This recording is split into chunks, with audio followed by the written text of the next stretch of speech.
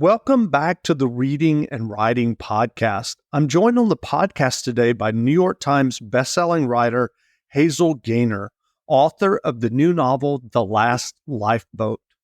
New York Times bestselling writer Christina McMorris wrote about the novel. Hazel Gaynor's latest novel, inspired by a shocking wartime tragedy, captivated me from the very first page. Though propelled by a slew of twists and turns, at its core, The Last Lifeboat is a moving tale of love, hope, and fortitude in the darkest of times. A haunting, memorable read. Hazel, welcome to the podcast. Thank you so much for inviting me. Great to be here. Absolutely. Well, if someone hasn't yet heard about your novel, The Last Lifeboat, how would you describe the novel? Well, I think Christina McMorris did it just brilliantly in that gorgeous introduction. How incredibly generous other authors are. Really, it blows me away every time. The Last Lifeboat is set in 1940 and inspired by remarkable true events. Little known episode of the Second World War, when a ship taking young evacuees from Britain to Canada was torpedoed in the Atlantic. And my story unfolds over 8 days after that event one night, as two women find themselves connected through this tragedy. One, Alice, who is volunteering to escort the young evacuees, and she finds herself adrift in a lifeboat with other survivors, including some of the children. And back in London, whilst enduring the Blitz bombing raids, Lily is desperately awaiting news of her two children who were on that ship. And it's about how those two women's experiences and ability to endure what then happens unfolds. And as Christina so beautifully put, a story ultimately rooted in hope. And the will to survive. So it's just such a powerful piece of history. And I was fascinated to discover it and really to discover how unknown it is compared to some other aspects and elements of the Second World War. And on that note, do you remember the original idea or impetus that led you to writing The Last Lifeboat? Yes, I always have. I think every author has that sort of light bulb moment when you're looking in an area, and I was looking and researching for sort of very little known episodes of the Second World War, and particularly around the evacuees. I was aware of the first program of mass evacuation in Britain at the outbreak of war, which was known as Operation Pied Piper, and had been in place for several years in preparation for the event of war, and saw about 3 million children evacuated from their homes in cities and towns most at risk from the threat of German bombs, to homes in the countryside. And I was aware of that, but I've very aware of classic children's books like The Railway Children and other stories that have been told about that. And I was looking for a slightly different angle. And I read a piece about a ship called the City of Benares. And I saw the phrase sea evacuees, CVACs. And it stopped me in my tracks. And I was like, what on earth is a sea evacuee? And uncovered this whole other side of evacuation where children were not just leaving their home, but they were leaving Britain, and they were going to countries far away to stay with host families, with strangers. And obviously the parents had no idea when their children were going to come home. So I just immediately knew there was a story here. And particularly when I read about this lifeboat from the torpedoed ship that was lost, believed to have sunk for 8 days. And that to me was, again, just an incredibly dramatic, emotional story to, sort of use as a springboard for my fictional retelling of that event. Well, what kind of research did you do as you were working on The Last Lifeboat? So it's incredible, really. There's such a huge amount of primary evidence from those who were there at the time. There are some incredible books written by some of the children who survived that event, and then as adults, wanted to revisit that, as so often happens. I think at the time, it was very much a case of, keep calm and carry on, even in the face of unimaginable tragedy. But in later life, a lot of younger people who were evacuated, have formed societies, obviously felt the need to talk about that, and particularly this incident with the SS City of Benares being torpedoed.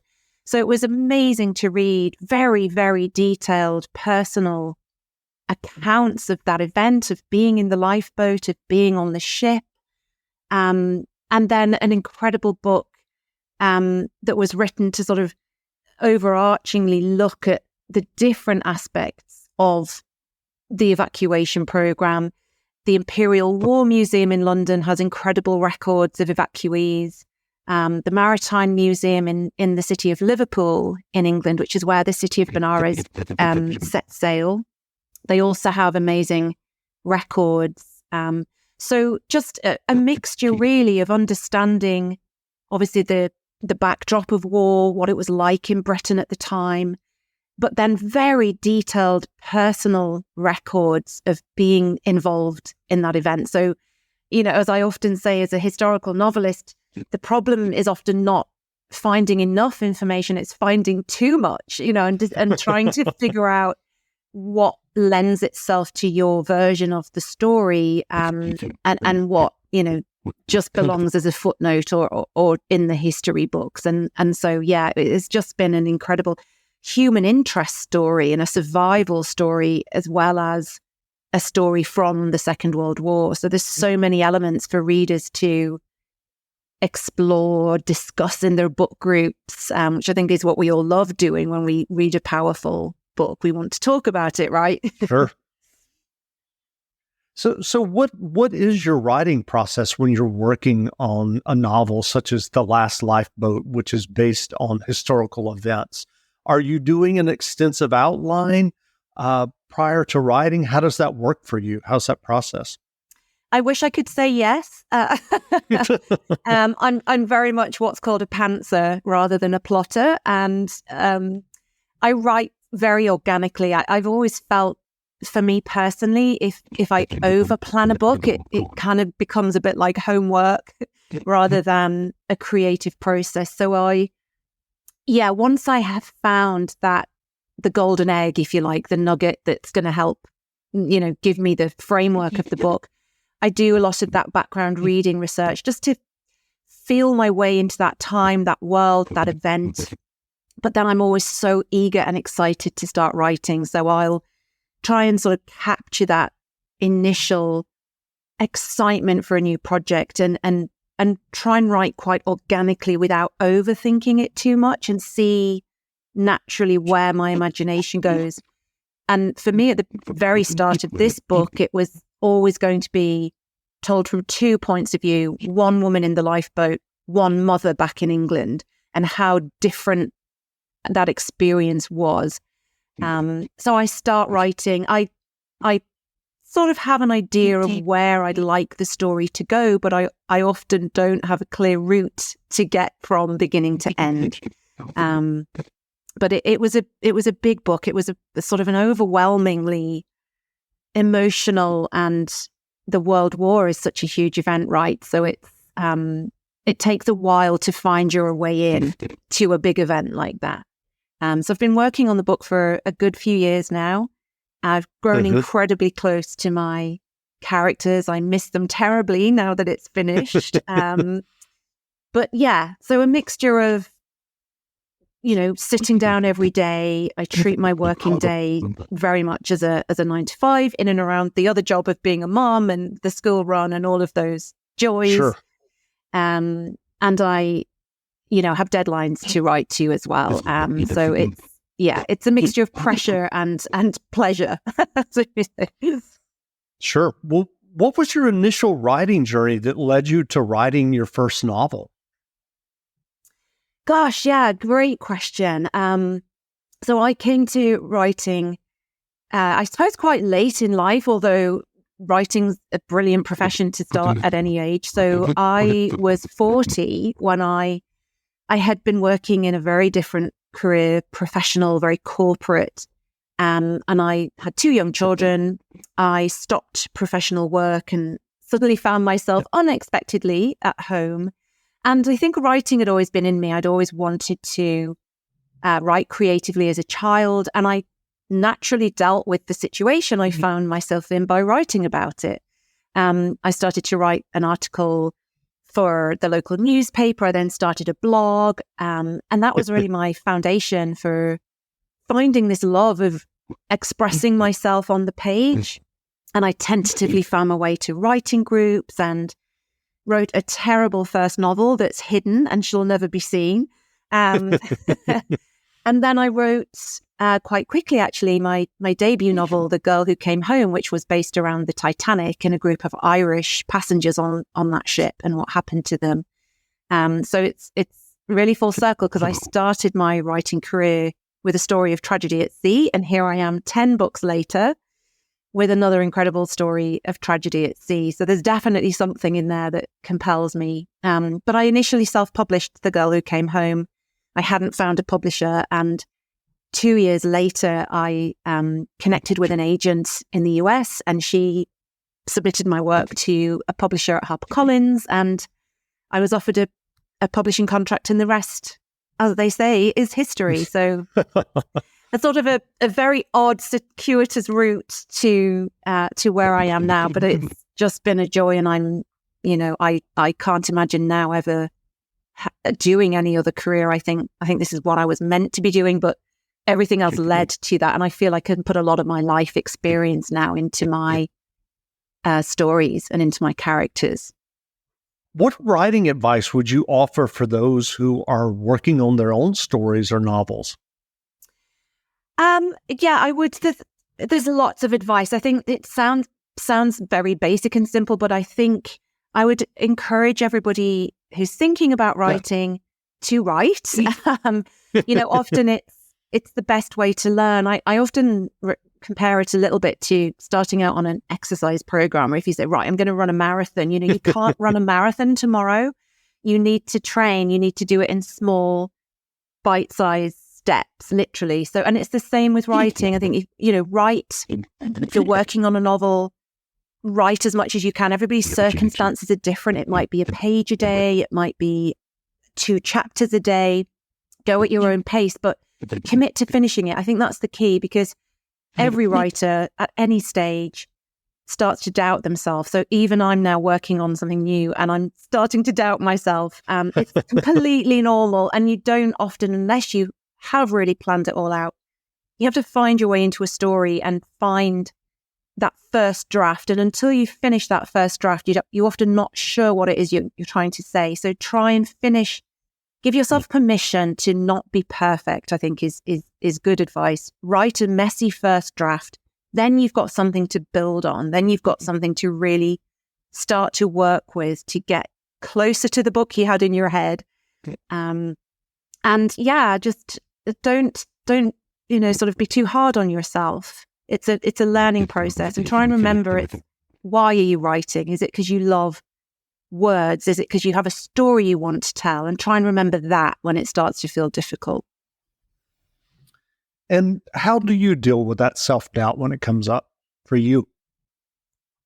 I talk to my friends who are writers who also, I think that, writing is often talked about as a quite lonely process. And of course it is just you and your words, but as much as you can, I think if you can engage and connect with other writers, you realize it's not just you.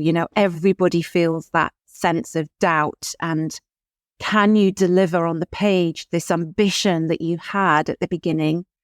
And to just get that support, I often just, instead of sitting at the desk, continuing to doubt myself, I'll maybe step away from the desk, go and sit in a favorite chair with a notebook, go back to a research book. As I said, sort of remind myself, why did I want to write this book? What is it that I want to say? And go for a walk. Often things resolve themselves while you're doing something other than writing. And that all helps. And I think just you learn to trust yourself that this is normal. This will pass. I will write the book. It will get written. And you just have to learn to trust that the process will take care of it. Well, what novels have you read recently that you enjoyed? Okay. Oh gosh, how long have we got? So many. And one of the joys of my job now as a writer is being given early copies of books that aren't out yet. So I get delicious, tantalizing snippets of books that aren't published. A book I've read recently, which is just about to be published, fabulous book called Yellowface by Rebecca Kwang, who wrote a sort of dystopian historical novel last year called Babel, which was phenomenally successful. Yellowface is this incredible sort of scathing look at the publishing industry, and it asks the question of, how far would you be prepared to go as a writer to gain success? And it really doesn't hold back. It's a literary thriller. It covers all sorts of very sort of pressing topics like toxic friendships, cancel culture, cultural appropriation. It's absolutely fabulous. I've thoroughly enjoyed that. I also read an amazing book recently called Wayward by Amelia Hart, which is set across 500 years, which is amazing, and tells the story of three women in each of those periods of history, three different periods of history, and really looks at the history of women being accused of being witches. Witch lit seems to be very en vogue at the minute. Lots of witchy books out there. And I thought Amelia, it's her debut, and she did a phenomenal job in juggling those different time frames and how women's roles have changed, or have they, over that period of time. So those two I've loved recently. Yeah. Where can people find you online if they want to learn more about you and your novels? They can find me procrastinating on Instagram, Twitter, and my website. So I'm very straightforward. I'm Hazel Gaynor on social media channels, and my website is hazelgaynor.com, and Hazel Gaynor Books on Facebook. And I also have a newsletter. So if people will visit my website, they can sign up to my newsletter. I send it once a month, try to keep it quite light and informative so I don't spam people. And it's a great way to keep up to date with new projects and reduced prices on my backlist, and exciting news about new books. So, yeah. That's great. Well, again, we've been speaking to Hazel Gaynor, author of the new novel, The Last Lifeboat. The novel is available now, so go buy a copy. And Hazel, thanks for doing this interview. That was great fun. Thank you, Jeff. Wonderful.